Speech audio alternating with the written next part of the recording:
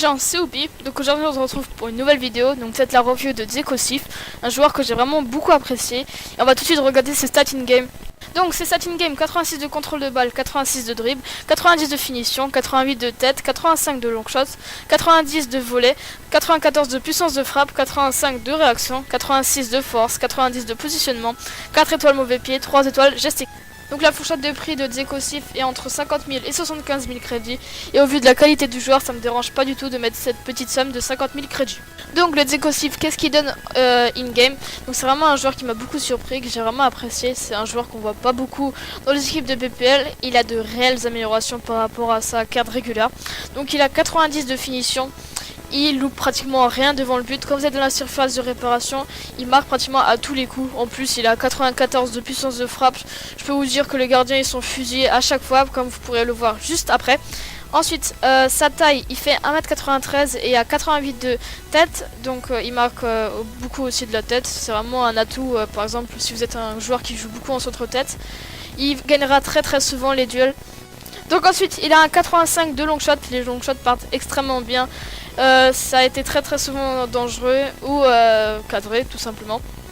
Et je peux vous dire, si vous avez un petit espace pour frapper avec lui, n'hésitez pas. Ensuite, une stat entre parenthèses, c'est son physique. Il a un 86, donc c'est vraiment aléatoire avec lui parce qu'il a une petite stat, une vieille stat on peut dire, en équilibre. Donc c'est vraiment très aléatoire. Parfois il peut vous bouger des compagnies ou des PP, etc.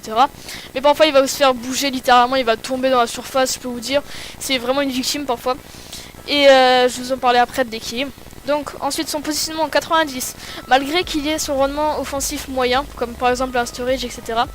Ça m'a vraiment pas beaucoup gêné. Donc une stat entre parenthèses, c'est sa vitesse. Donc sa vitesse ne fait pas vraiment rêver pour les joueurs qui aiment bien les tout droits, etc. 74 c'est peu. Mais moi ça m'a pas gêné, il est pas robotique. Il peut vous placer quelques accélérations comme maintenant et vous marquer les buts décisifs. Et maintenant on va se diriger plutôt vers les points négatifs. Donc il a 3 étoiles geste technique. Comme je suis quelqu'un qui aime bien skiller, qui sait quand même bien skiller, ça m'a vraiment gêné parce qu'on est quand même limité, on peut pas faire les stop and turn, etc. Seulement les passements de jambes, les roulettes. Il a quand même 86 de dribble, donc si vous voulez sortir quelques dribbles, ça sortira quand même assez vite.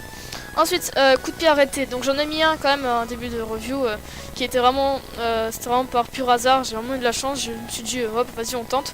Grâce à sa puissance de frappe. Et malgré ça, il a seulement 57 de coups francs. Donc c'est, ne tirez pas les coups francs avec lui, je vous en supplie, parce que ça va partir en drop.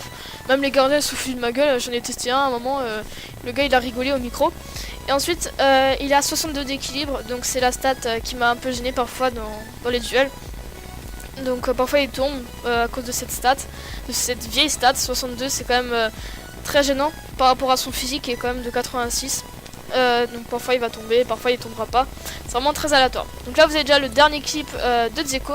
C'est un petit long shot, voilà, de l'extérieur du pied. Donc c'est plutôt, si vous voulez tirer les long shots avec lui, c'est plutôt de l'extérieur du pied, ça part un peu mieux. Donc les gars, j'espère que je vous ai incité à acheter ce joueur que je vois très rarement dans les BPL.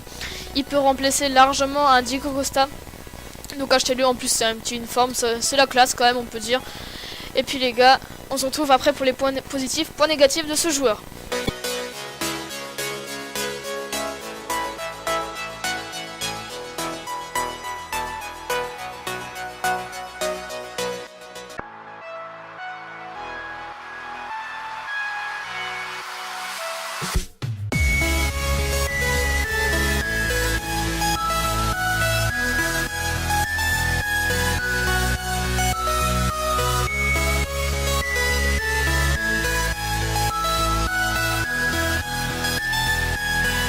Donc voilà ces points positifs, points négatifs. Donc en point positif on peut noter la finition plus la puissance de frappe, la taille plus la précision de tête, long shot, physique entre parenthèses, positionnement, point négatif, la vitesse entre parenthèses, 3 étoiles geste technique, 4 étoiles mauvais pied, coup de pied arrêté et l'équilibre.